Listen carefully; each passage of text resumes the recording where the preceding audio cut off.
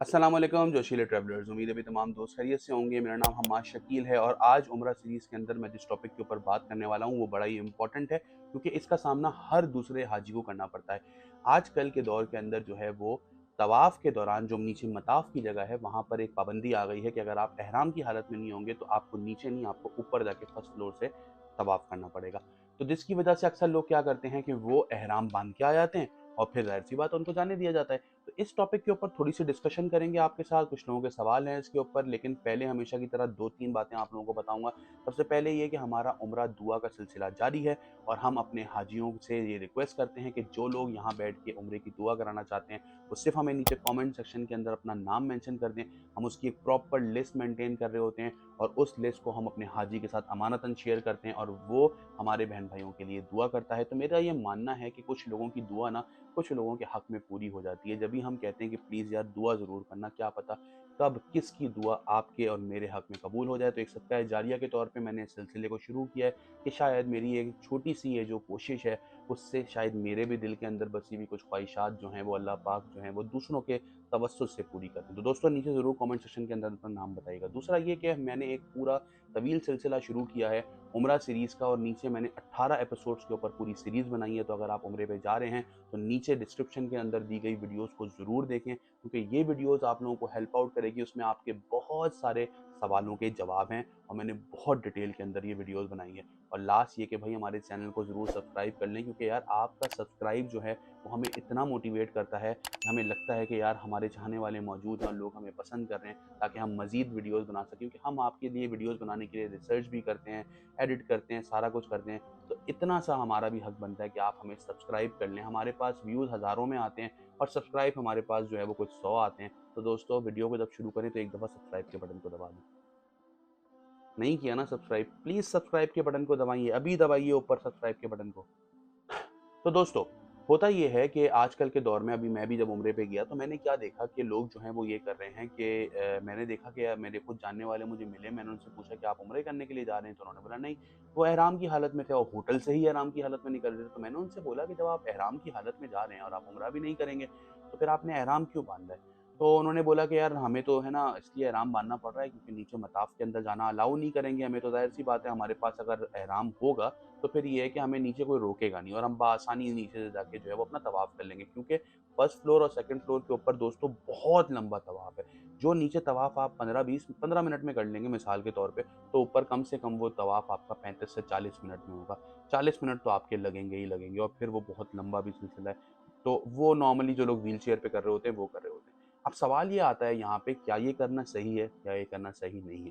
तो दोस्तों देखें, वैसे तो अगर देखा जाए तो इसमें कोई गलत नहीं है, क्योंकि एहराम जो है वो एक, जब आपका उम्रा हो जाता है, रुकन पूरा हो जाता है, तो वो एक पीस ऑफ क्लॉथ है, एक कपड़ा है। और एहराम जो है वो एक सतर को आपके ढाक रहा है और आप जो है वो कोई भी कपड़े पहन के जो कि पाक हैं एहराम कर की तौर एहराम हो चाहे वो आपका, चाहे वो नॉर्मल कपड़े हों, नीचे आप तवाफ कर सकते हैं। लेकिन अब इसमें कोई गुनाह तो नहीं है, ज़ाहिर सी बात है आप कर सकते हैं जाके। अब बात यहाँ पे एक और चीज़ की आ जाती है जो मुझे ऐसा लगता है, बाकी आप लोग अपने मुफ्ती कराम से भी पूछ सकते हैं। वो ये कि देखें, एक चीज़ जब गवर्नमेंट ने रख दी है ना कि भाई ये चीज़ मना हो गई है, तो एक चीज़ जब मना हो गई है तो शायद हमारे ऊपर ये चीज़ लागू हो गई है कि हम उसकी रिस्पेक्ट करें। कि अगर एक चीज़ अगर अब रूल बन गया है ना, तो हम जानते बूझते हुए, हमें पता है कि ये रूल है। देखिए, इंसान सबसे झूठ बोल सकता है, अपने आप से तो झूठ नहीं बोल सकता ना। मुझे डीप इनसाइड ये बात पता है कि यार मैं जो हूँ ना ये एहराम सिर्फ़ इसलिए बाँध रहा हूँ ताकि मैं लोगों को जो है वो मिसगाइड कर दूँ कि वो ये समझें कि भाई ये बंदा उम्रा करने जा रहा है।